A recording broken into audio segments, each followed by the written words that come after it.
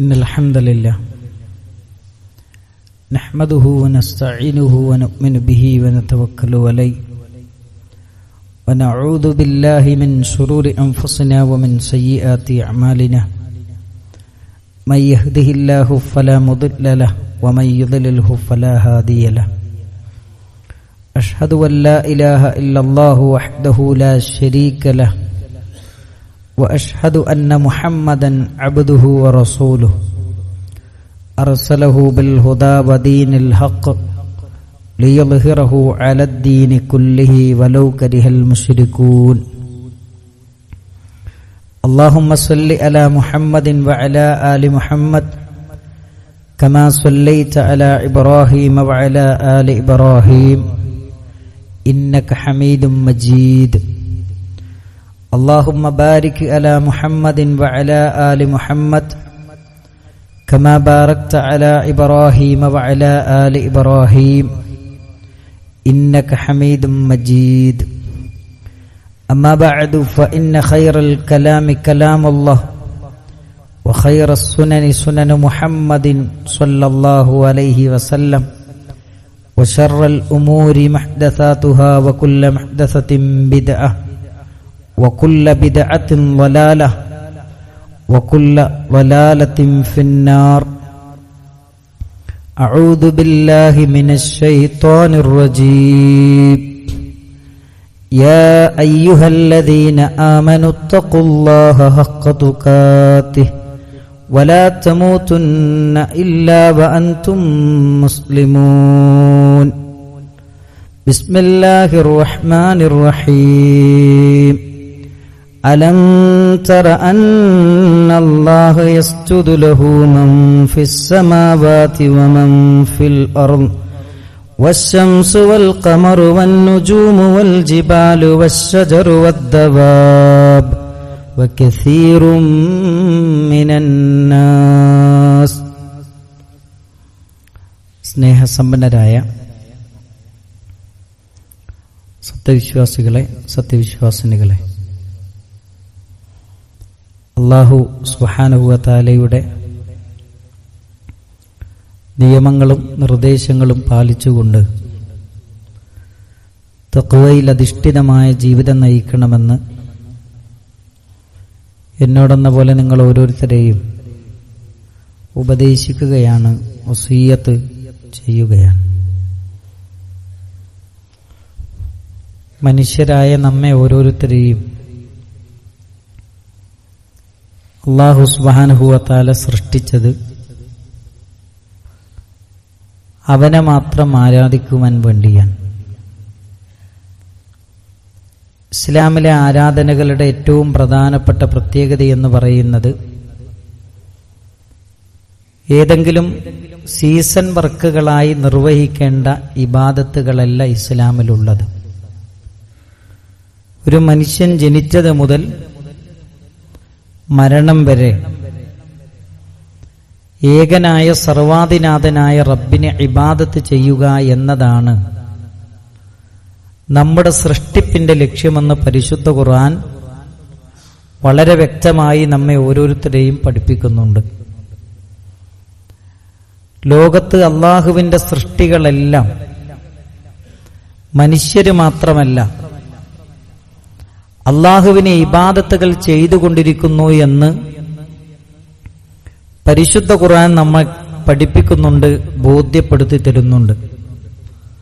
സൂറത്തു ഹജ്ജിലെ 18-ാമത്തെ വചനത്തിൽ അല്ലാഹു സുബ്ഹാനഹു വ തആല പറയുന്നുണ്ട്, അലം തറ അന്നല്ലാഹ്, നിങ്ങൾ കാണുന്നില്ലേ അല്ലാഹു സുബ്ഹാനഹു വ തആലക്ക് യസ്ജുദു ലഹു മൻ ഫിസ് സമാവാതി വമൻ ഫിൽ അർദ്, ആകാശഭൂമികളിലുള്ളവരെല്ലാം അള്ളാഹുവിന് സുജൂദ് ചെയ്യുന്നു.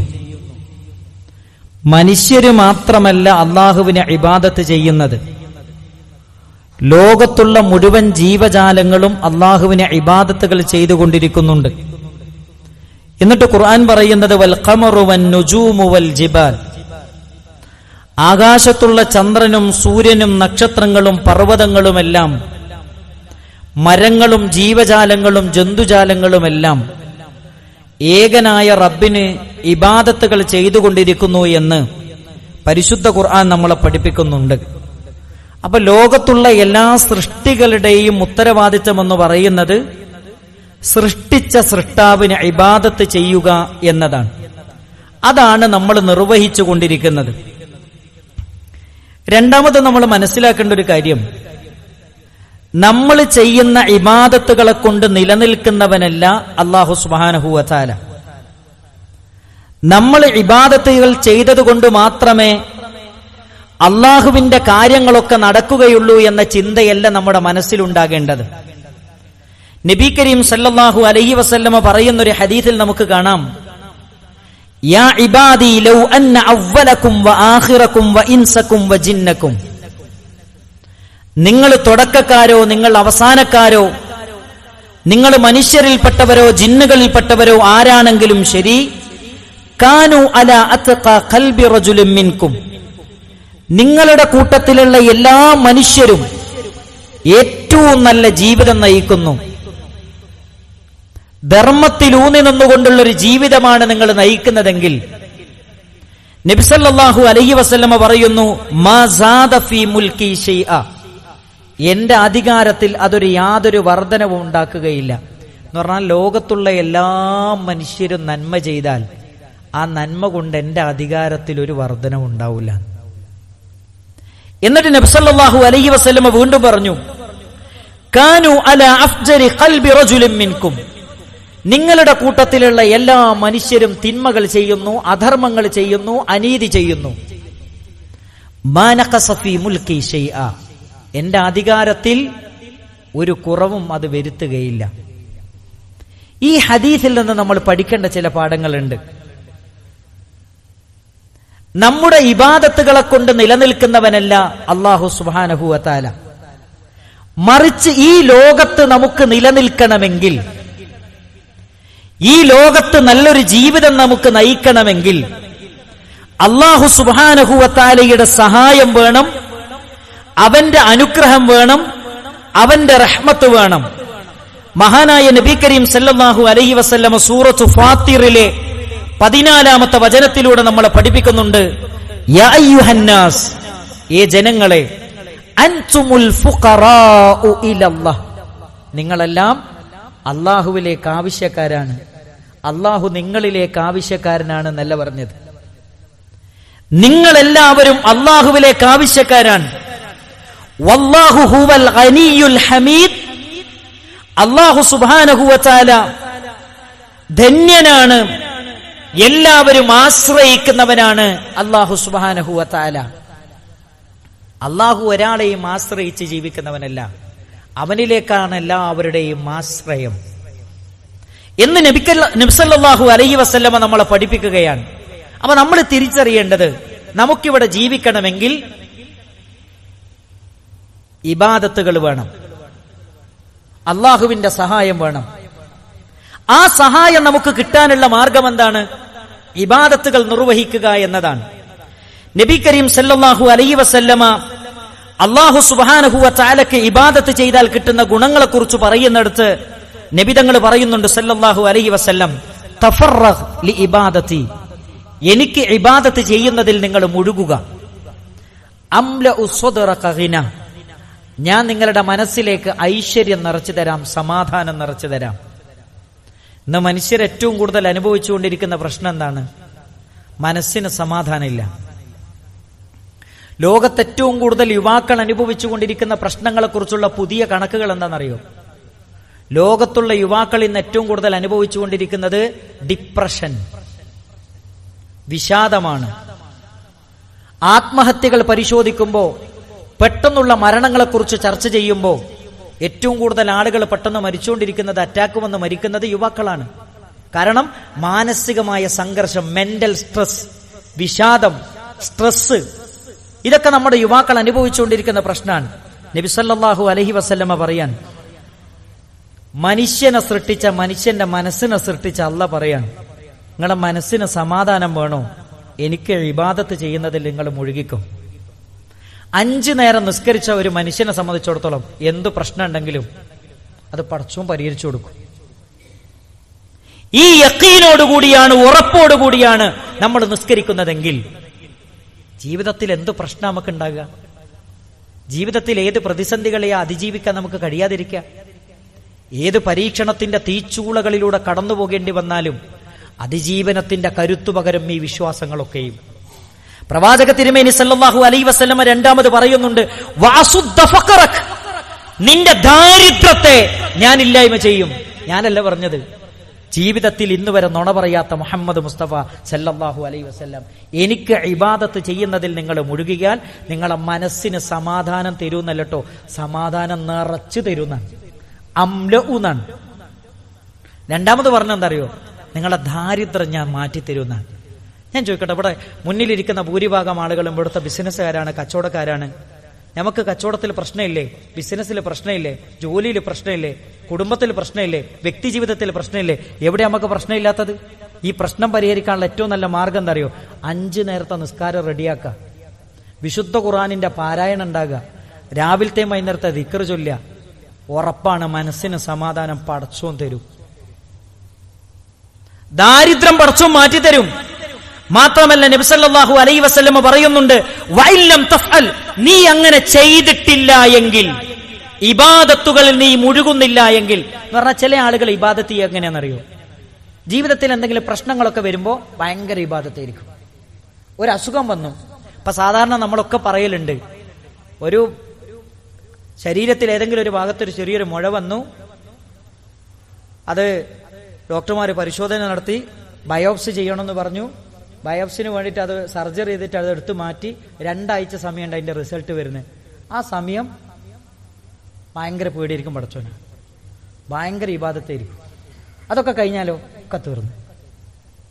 റിസൾട്ട് പ്രശ്നമൊന്നും ഇല്ലാന്ന് പറഞ്ഞാലോ പിന്നെ നിസ്കാരമില്ല, നോമ്പുമില്ല, പിന്നെ ഇബാദത്തിലൊന്നും ഒരു ശ്രദ്ധയുണ്ടാവില്ല.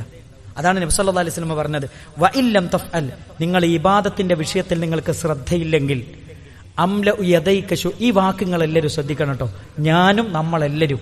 അംല ഉയദൈക ശുഗ്ലൻ വലം അസുദ്ദ ഫഖറക്, എല്ലുമുറിയ പണിയെടുത്താലും നിന്റെ പ്രശ്നങ്ങൾ തീരുകയില്ല. 50,000 രൂപ ശമ്പളം വാങ്ങുന്നുണ്ട്, 1,00,000 രൂപ ശമ്പളം വാങ്ങുന്നുണ്ട്, 15 ദിവസം കഴിയുമ്പോൾ വേറൊരാളെടുത്ത് നിന്ന് കടം വാങ്ങാൻ തികയുന്നില്ല, മതിയാകുന്നില്ല, പ്രശ്നങ്ങൾ തീരുന്നില്ല. പ്രശ്നങ്ങൾ വരുന്നു, വീണ്ടും പ്രശ്നങ്ങൾ വരുന്നു, പ്രശ്നങ്ങളുടെ മേൽ പ്രശ്നങ്ങളാണ്, എപ്പോ അസ്വസ്ഥതകളാണ്, എപ്പോഴും മാനസികമായ സംഘർഷങ്ങളാണ്, മാനസികമായി മെന്റൽ സ്ട്രെസ് വരികയാണ്. എങ്ങനെയാ മനസ്സിനൊരു സമാധാനം ഉണ്ടാകുക? ഇത് ഞാനല്ല പറഞ്ഞത്, ജീവിതത്തിൽ ഇന്ന് വരെ നുണ പറയാത്ത, വഹിയിന്റെ പിൻബലത്തോടുകൂടി മാത്രം സംസാരിക്കുന്ന ലോകത്തിന്റെ പ്രവാചകൻ മുഹമ്മദ് മുസ്തഫ സല്ലല്ലാഹു അലൈഹി വസല്ലം നമ്മളെ പഠിപ്പിക്കുകയാണ്.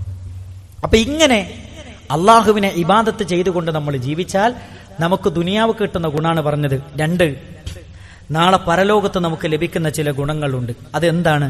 ഒന്നാമത്തത് അല്ലാഹു സുബ്ഹാനഹു വ തആലയോടുള്ള സാമീപ്യമാണ്.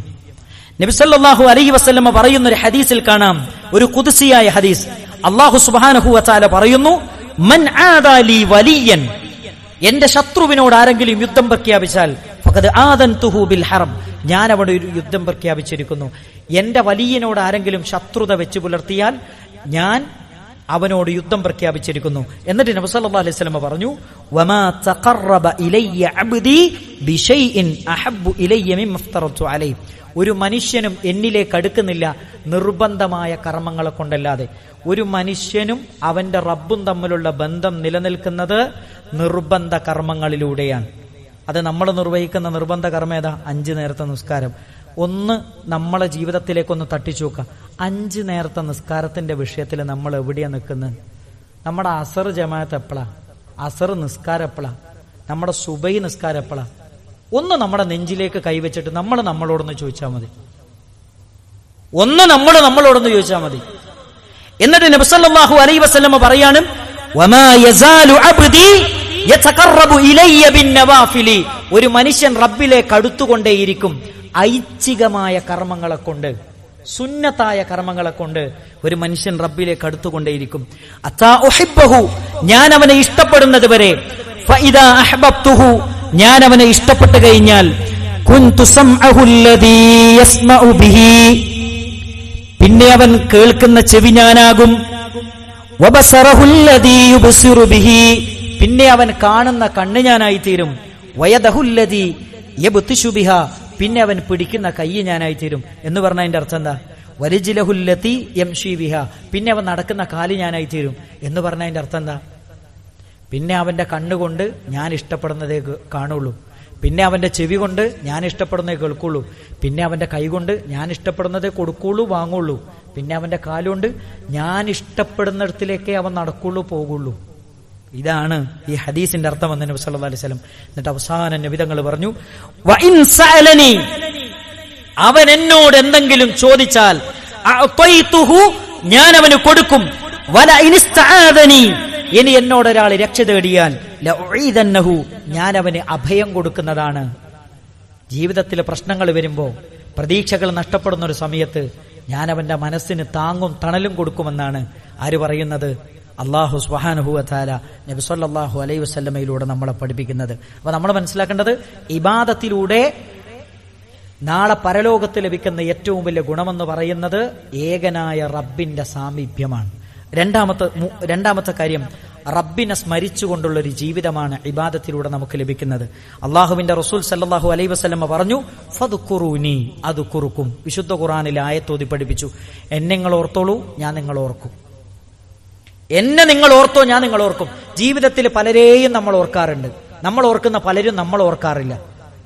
ജീവിതത്തിൽ നമ്മളൊക്കെ അനുഭവിച്ചുകൊണ്ടിരിക്കുന്ന പ്രശ്നം എന്താ? നമ്മൾ പലരെയും ഓർത്തുകൊണ്ടിരിക്കുന്നുണ്ട് പല ഘട്ടങ്ങളിലും, പക്ഷെ പലരും നമ്മൾ ഓർക്കുന്നില്ല. മാതാപിതാക്കൾ പറയാണ് എന്റെ മക്കൾക്ക് എന്നെ ഓർമ്മയില്ല, പാരന്റ്സ് പറയാണ് എന്റെ മക്കൾക്ക് എന്നെ ഓർമ്മയില്ല, കുടുംബക്കാർക്ക് എന്നെ ഓർമ്മയില്ല, ജ്യേഷ്ഠൻ പറയാണ് അനിയൻ ഓർമ്മയില്ല, ബന്ധുക്കൾ പറയാണ് ഞങ്ങൾ ആരെ ഓർമ്മയില്ല. ബന്ധങ്ങളൊക്കെ ബന്ധനങ്ങളായിത്തീരുന്ന ഒരു കാലഘട്ടത്തിൽ നമ്മൾ ജീവിക്കുന്നത്. എല്ലാവരും എല്ലാരെയും ഓർക്കേണ്ട ഒരു കാലം, എല്ലാരെയും മറന്നുകൊണ്ടിരിക്കുന്ന ഒരു കാലത്താണ് നമ്മൾ ജീവിക്കുന്നത്. ഇവിടെയാണ് റസൂലുള്ളാഹി പറഞ്ഞത്, അല്ലാഹു സുബ്ഹാനഹു വ തആല പറയാണ്, എന്നെ നിങ്ങൾ ഓർത്തോ, ഞാൻ നിങ്ങൾ ഓർക്കും. ലോകത്ത് ആരെങ്കിലും ഇങ്ങനെ പറഞ്ഞിട്ടുണ്ടോ? അല്ലാഹ് മാത്രമേ പറഞ്ഞിട്ടുള്ളൂ. മാത്രല്ല നബി സല്ലല്ലാഹു അലൈഹി വസല്ലം പറഞ്ഞു, ആയത്തോതി പഠിപ്പിച്ചെന്ന്, വഷ്കുറൂലി വലാ തക്ഫുറൂൻ, എന്നോട് നിങ്ങൾ നന്ദി കാണിക്കണം, നിങ്ങൾ ഒരിക്കലും നന്ദികേട് കാണിക്കരുത്. ഖുർആൻ പറയുന്നു, വഅഖിമിസ് സ്വലാത ലിദിക്രി, എന്നെ ഓർക്കാനാണ് 5 നേരത്തെ നിസ്കാരം നിലനിർത്തേണ്ടത്. എന്തിനാ നമ്മൾ നിസ്കരിക്കുന്നത്? കണ്ണ് തന്ന, മൂക്ക് തന്ന, കൈ തന്ന, ഈ ശ്വാസോച്ഛ്വാസം തന്ന പടച്ചോനെ അനുസരിച്ച് ജീവിക്കാൻ, അവനെ ഓർക്കാൻ. കഴിഞ്ഞ ആഴ്ച ഞാൻ പറഞ്ഞു, ഒരു പ്രിയപ്പെട്ട സഹോദരിയുടെ ഒരു സർജറി. അവിടെ നാലോചോക്ക്, അന്നനാളം ചുരുങ്ങിപ്പോയതാണ്. 1 ഗ്ലാസ് കഞ്ഞി കുടിക്കണമെങ്കിൽ 1.5 മണിക്കൂർ ടൈമാണ്.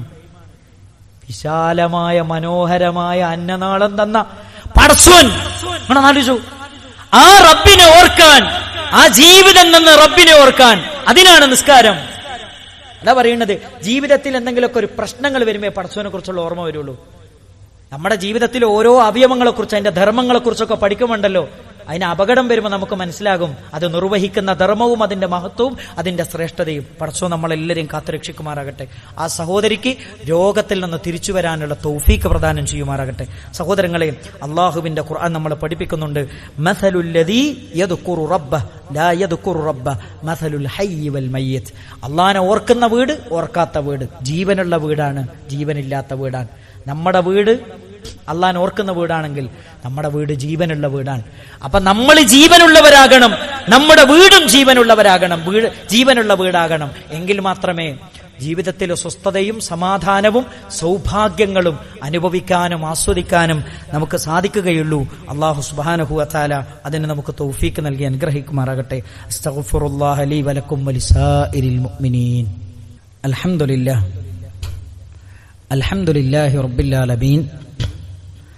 അസ്സലാത്തു വസ്സലാമു അലാ റസൂലിഹിൽ അമീൻ വഅലാ ആലിഹി വസഹ്ബിഹി അജ്മഈൻ. അമ്മാ ബഅദ്. യാ അയ്യുഹല്ലദീന ആമനു തഖുല്ലാഹ ഹഖ്ക തുഖാതിഹി വലാ തമൂതുന്ന ഇല്ലാ വഅൻതും മുസ്ലിമൂൻ. സ്നേഹസമ്പന്നരായ സത്യവിശ്വാസികളെ, സത്യവിശ്വാസിനികളെ, അല്ലാഹു സുബ്ഹാനഹു വ തആലയുടെ നിയമങ്ങളും നിർദ്ദേശങ്ങളും പാലിച്ചുകൊണ്ട് മുത്തഖിയും മുഅ്മിനുമായി ജീവിക്കണമെന്ന് ഒന്നുകൂടെ ഉപദേശിക്കുകയാണ്, വസിയ്യത്ത് ചെയ്യുകയാണ്. നമ്മുടെ ജീവിതം അല്ലാഹു തന്നത് അവനിഷ്ടപ്പെട്ട രൂപത്തിൽ ഇബാദത്തുകൾ ചെയ്തുകൊണ്ട് ജീവിക്കാനാണ്. ഇബാദത്തുകളിലൂടെ ഭൗതിക ലോകത്ത് ലഭിക്കുന്ന നേട്ടങ്ങളും പാരത്രിക ലോകത്ത് ലഭിക്കുന്ന നേട്ടങ്ങളും പ്രമാണബദ്ധമായി നമ്മൾ മനസ്സിലാക്കുകയും പഠിക്കുകയും ചെയ്തു.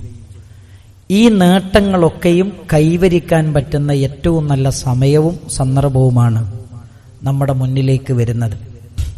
ഇന്ന് ഏകദേശം അറബി മാസം ദുൽഖഅദ് 22 ഒരു 7 ദിവസം 8 ദിവസം കഴിഞ്ഞാൽ ദുൽഹിജ്ജ മാസത്തിലേക്ക് നമ്മൾ പ്രവേശിക്കുകയാണ്. ദുൽഹിജ്ജ മാസത്തിന്റെ ശ്രേഷ്ഠതകളും പ്രത്യേകതകളും സവിശേഷതകളും അറിയാവുന്നവരും മനസ്സിലാക്കിയവരുമാണ് നമ്മൾ ഓരോരുത്തരും.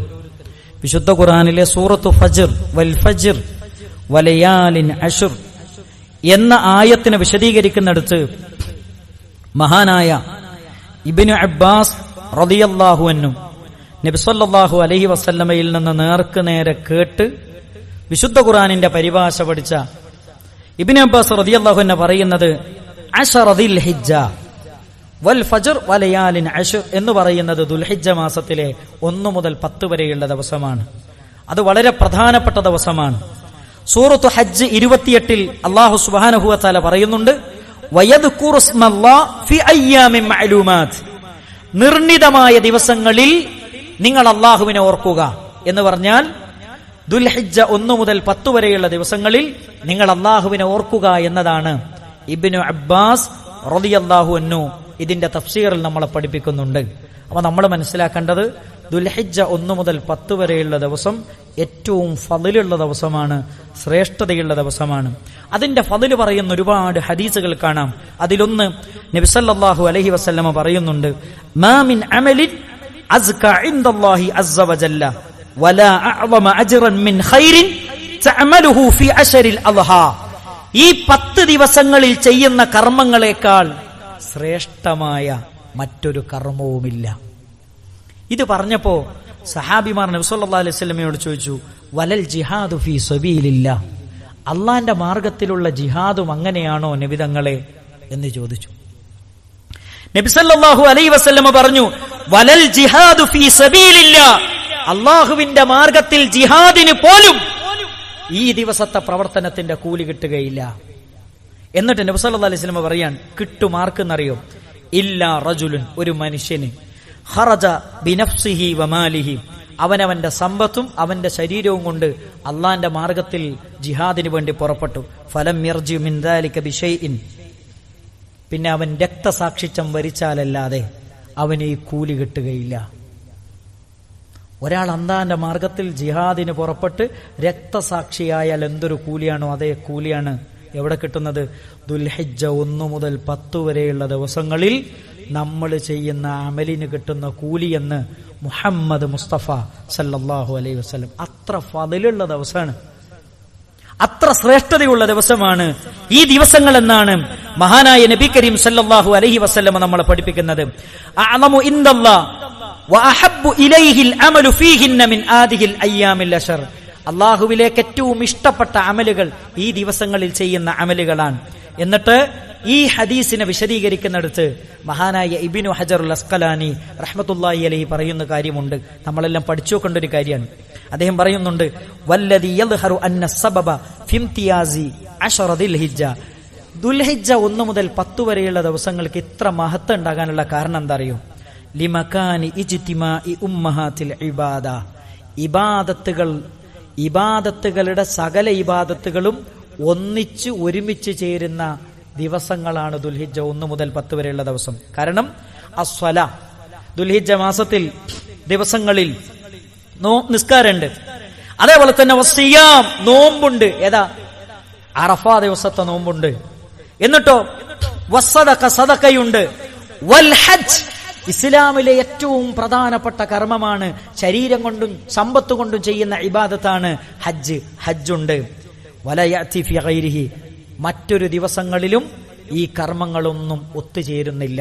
അതുകൊണ്ട് തന്നെ ഇസ്ലാമിലെ ഏറ്റവും പ്രധാനപ്പെട്ട ഇബാദത്തുകളെല്ലാം ഒരുമിച്ച് ചേരുന്ന ദിവസങ്ങളാണ് ഈ ദിവസങ്ങൾ എന്നതുകൊണ്ട് തന്നെ ഈ ദിവസങ്ങൾക്ക് മഹത്വമുണ്ട്, ഈ ദിവസങ്ങൾക്ക് ശ്രേഷ്ഠതയുണ്ട് എന്ന് മഹാനായ നബി കരീം സല്ലല്ലാഹു അലൈഹി വസല്ലം ഫഅക്തിറു ഫീഹിന്ന മിനത് തഹ്ലീൽ.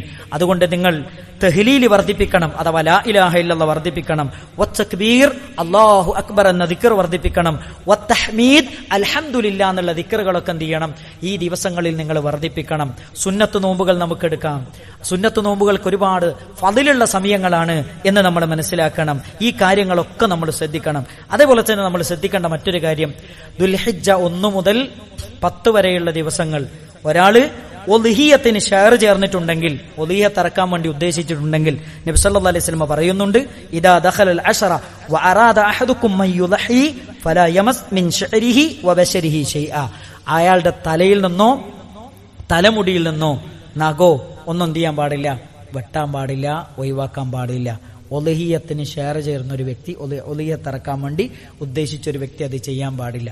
ഇതിന്റെ കൂടെ എനിക്ക് ഓർമ്മപ്പെടുത്താനുള്ള ഒരു കാര്യം, നബി സല്ലല്ലാഹു അലൈഹി വസല്ലമ പറയുന്ന ഒരു ഹദീസിൽ നമുക്ക് കാണാം, മൻ കാനത് ലഹു സഅ.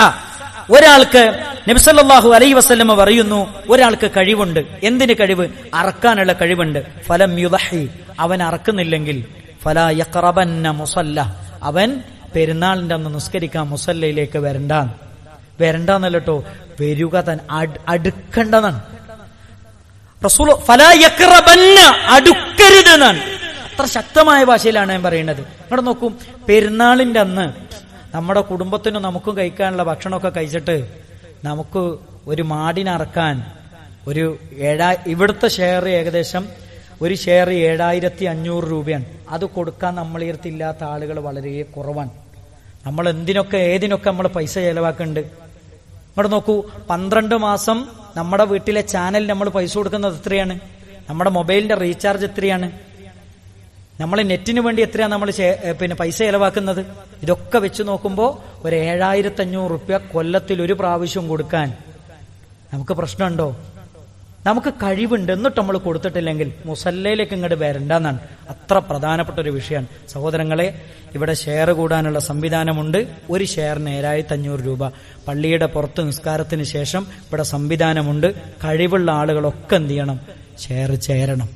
ഇത് വലിയ പുണ്യമുള്ള കാര്യമാണ്, വലിയൊരു ഇബാദത്താണ് എന്ന കാര്യം നമ്മൾ ആരും മറക്കരുത്. മാത്രമല്ല നബി കരീം സല്ലല്ലാഹു അലൈഹി വസല്ലം ഈ സമയത്ത് നമ്മൾ തിരിച്ചറിയേണ്ട ഒരു കാര്യം, നമ്മുടെ നാട്ടിൽ നിന്നൊക്കെ പലരും ഹജ്ജ് കർമ്മത്തിന് വേണ്ടി പുറപ്പെട്ടുകൊണ്ടിരിക്കുകയാണ്. ഏറ്റവും മഖ്ബൂലും മബ്റൂറുമായ ഹജ്ജ് കർമ്മം നിർവഹിച്ച് തിരിച്ചു വരാനുള്ള തൗഫീക്ക് അവർക്ക് പ്രദാനം ചെയ്യുമാറാകട്ടെ. ഈ സമയത്ത് നമ്മുടെ മനസ്സിലേക്ക് വരേണ്ട ഏറ്റവും പ്രധാനപ്പെട്ട ഒരു ചിന്ത എന്താ അറിയോ? അള്ളാന്റെ റസൂൽ സല്ലല്ലാഹു അലൈഹി വസല്ലം പറഞ്ഞു, അല്ലാഹു സുബ്ഹാനഹു വ തആല പറയുന്നതായി പഠിപ്പിച്ചതാണ്, ഇന്ന അബ്ദൻ അസ്ഹഖ്തു ലഹു ജിസ്മ, അഥവാ ഒരാൾക്ക് ഞാൻ ആരോഗ്യം കൊടുത്തു, വഅസഅ്തു അലൈഹിൽ മഈശ, ഞാൻ അവർക്ക് ജീവിക്കാനുള്ള എല്ലാ വരുമാന സൗകര്യങ്ങളൊക്കെ ചെയ്തു കൊടുത്തു. ജോലിയുണ്ട്, ശമ്പളമുണ്ട്, വീടുണ്ട്, കുടുംബമുണ്ട്, എല്ലാ സൗകര്യങ്ങളും ഞാൻ ചെയ്തു കൊടുത്തു. എന്നിട്ടോ തംദി അലൈഹി 5 അഅവാമിൻ, 5 വർഷം അയാളുടെ മേലെന്ത് ചെയ്തു? ഇങ്ങനെ ഈ സൗകര്യങ്ങളൊക്കെ ഉണ്ടായിട്ടും ഒരു 5 വർഷമൊക്കെ അയാൾക്ക് കഴിഞ്ഞുപോയി. ലാ യഫിദു ഇലയ്യ, അയാൾ എന്നിലേക്ക് ഹജ്ജ് ചെയ്യാൻ വന്നിട്ടില്ലെങ്കിൽ വഇല്ല മഹ്റൂം, സകല നന്മകളും അയാൾക്ക് തടയപ്പെടും. കഴിവുണ്ടായിട്ട് ഹജ്ജ് ചെയ്യാൻ പോയിട്ടില്ലെങ്കിൽ എല്ലാ നന്മയാൾക്ക് തടയപ്പെടും. ശാരീരികമായി പ്രശ്നമില്ലേ, സാമ്പത്തികമായി പ്രശ്നമില്ലേ, ആ പ്രശ്നമില്ലാത്ത രൂപത്തിൽ ഒരു 5 കൊല്ലം കഴിഞ്ഞിട്ട് നമ്മൾ അള്ളാന്റെ വിളിക്കുത്തരം ചെയ്ത് പോയിട്ടില്ലെങ്കിൽ അയാൾക്ക് സകല നന്മകളും തടയപ്പെടും. അതുകൊണ്ട് ഹജ്ജിന്റെ കാര്യം സഹോദരങ്ങളെ പലരുടെയും സ്വപ്നമാണ്. സാമ്പത്തികമായി ഭദ്രതയുണ്ടായിട്ട് പോലും പോവാത്ത ആളുകൾ നമ്മുടെ കൂട്ടത്തിൽ ഒരിക്കലും ഉണ്ടാകാൻ പാടില്ല. നമ്മുടെ സ്വപ്നം സാക്ഷാത്കരിക്കാൻ അള്ളാഹു തൗഫീക്ക് നൽകുമാറാകട്ടെ. പരിശുദ്ധമായ അള്ളാഹുവിന് ഏറ്റവും ഇഷ്ടപ്പെട്ട നാട്ടിലേക്ക് ചെല്ലാനും ഹജ്ജ് കർമ്മങ്ങൾ നിർവഹിക്കാനുമുള്ള തൗഫീക്ക് നമുക്കെല്ലാവർക്കും നൽകി അനുഗ്രഹിക്കുമാറാകട്ടെ. മാരകമായ രോഗങ്ങളിൽ നിന്ന്, പരീക്ഷണങ്ങളിൽ നിന്ന് അള്ളാഹു നമ്മയും നമ്മുടെ കുടുംബത്തെയും നമ്മുടെ സമൂഹത്തെയും കാത്തുരക്ഷിക്കുമാറാകട്ടെ. അള്ളാഹു നമ്മുടെ വ്യക്തി ജീവിതത്തിലും കുടുംബജീവിതത്തിലും സ്വസ്ഥതയും സമാധാനവും നൽകി അനുഗ്രഹിക്കുമാറാകട്ടെ. സംതൃപ്തമായൊരു ജീവിതം നയിക്കാൻ അള്ളാഹു നമ്മെ അനുഗ്രഹിക്കുമാറാകട്ടെ. നമ്മുടെ മക്കളെ ദുനിയാവിലും ആഖിറത്തിലും ഉപകരിക്കുന്ന മക്കളാക്കി മാറ്റിത്തരുമാറാകട്ടെ. اللهم اغفر للمؤمنين والمؤمنات والمسلمين والمسلمات الأحياء منهم والأموات إنك مجيب الدعوات يا قاضي الحاجات. اللهم أجرنا من النار، اللهم أجرنا من النار، اللهم أجرنا من النار. ربنا تقبل منا إنك أنت السميع العليم وتب علينا إنك أنت التواب الرحيم اللهم اغفر للمؤمنين والمؤمنات والمسلمين والمسلمات الأحياء منهم والأموات إنك مجيب الدعوات يا قاضي الحاجات ربنا آتنا في الدنيا حسنة وفي الآخرة حسنة وقنا عذاب النار آمين برحمتك يا أرحم الراحمين.